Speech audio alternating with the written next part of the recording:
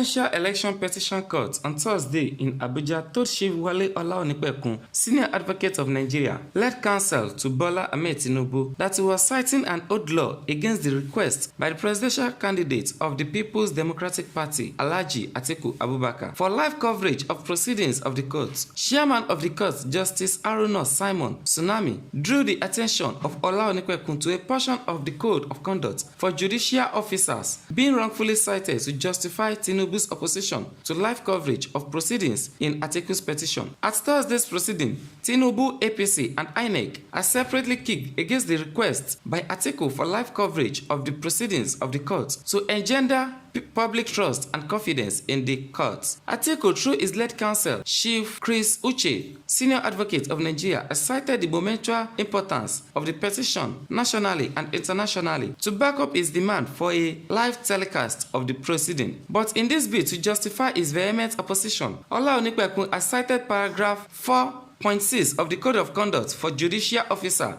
which he claimed prohibited judicial officers from broadcasting or televising proceedings during a court session. He cited the disputed law following the submission by Chris Uche that there was no law or statute bearing live telecast of court proceeding at the moment. As Olaonipekun was about to read the portion of the law, Justice Tsunami cut in and told the legal luminary that he was citing the wrong law. Justice Tsunami told Olaonipekun that the portion he was citing to justify his argument against live coverage had been amended and the portion being cited had been deleted completely. The chairman of the court maintained that the portion being claimed by Olaonipekun was no longer in the new Code of Conduct for judicial officers. While making a case for a live broadcast of Atiku's petition, Uche had drawn the attention of the court to Justice Oputa panel of inquiry, which was telecast live and held all around in the country. The senior lawyer said that none of the respondents would be prejudiced if the petition is broadcast live. Specifically, he said that there was no single law or statute against the live broadcast of court proceeding, that the fact that it has never been done before